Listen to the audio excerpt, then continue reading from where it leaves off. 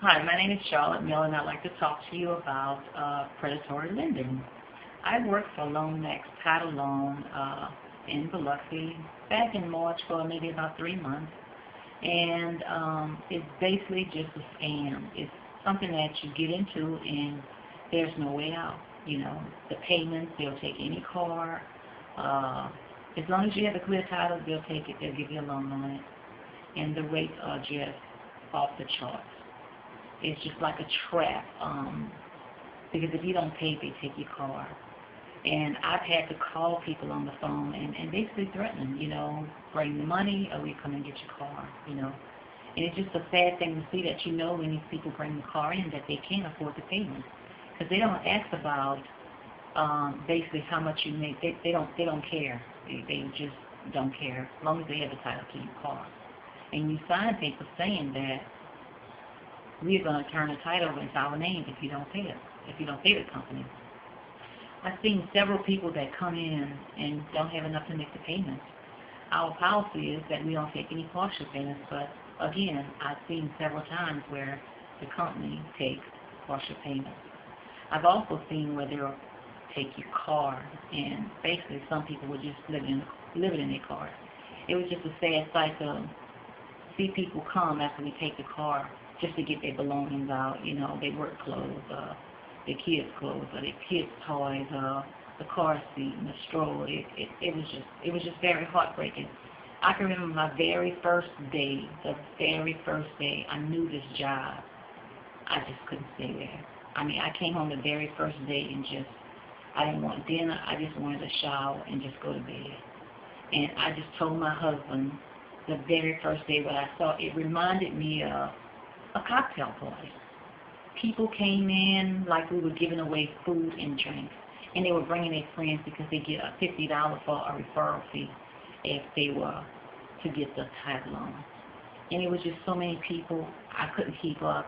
We had all of these different specials going, no payment for 90 days, 60 days. It's very, very confusing if you don't read the fine print. And just for me to figure out that person's loan, I'm on a calculator. I'm doing about 8 different figures for 30-day, 90-day, no interest free. It's just so many. It's just basically a trap. And I would just pray that something that can be done about it, because it's just a total ripoff. And they prey on basically low-income people. And you have some other people that come in also with income, but it's just no way out. It's just no way out of it. Were they truthful with you? No, they weren't. They weren't basically truthful. And I'm not going to exactly say that they were lying. I mean, it was all in the fine print. But when it was time for you to make a payment and you didn't have it, they got very ugly. With the phone calls, calling your job, calling your home, and we even call you reference. And which is very embarrassing to a lot of people. But that's what we did. Is there anything else how did it make you feel when the first time you went out and had to inspect a car? The first time I went out to inspect a car, I guess I could say when I see the car seat, so that was a bell rang that there was a child involved. I see how dirty the car is, the windshield crack, the back tail lights broken, they don't have a door knob, and it just really made you feel, you just wanted to say, run. Don't do this. Don't do this. You'll never get out. Did you tell people that often or occasionally? I didn't tell. Occasionally, I did. Some people, I just, it was just too much. If I go to their car and I hear a song, I get to talking to them, and they tell me, where they work and their kids and, they live and, just a little bit about them. It was just very hard to do. And I would always say, please pay these people and pay on time. They will take your car. The interest will eat you up. So I would say that, I would even circle it on the application, when I was explaining the loan to them.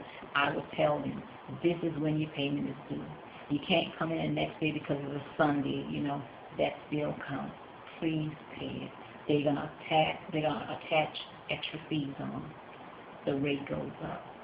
so I did, you know, with some people you could talk to. But a lot of people, I find they didn't want to talk to me. They wanted the lady that worked there that had been there, that had been lying to them, you know, say, oh, it's okay. When can you come in? Okay, I'll mark that down. But the interest rate never stopped confusing, you know, and she didn't tell them that, and I would tell them that. But they would always say, well, I want to talk with Miss So-and-so. Miss So-and-so told me such and such. And Miss So-and-so, and, you know, then when I got to be there by myself, you know, and she wasn't there, no, that's not the policy. I mean, I can't take that amount. You know, I can't take a partial payment, you know. You would do so-and-so day. Well, I want to talk to so-and-so. I want to talk to so-and-so. And that's what they would do. They would wait. I mean, they didn't want to talk to me at all. At all. She was off there. Wait till she come back.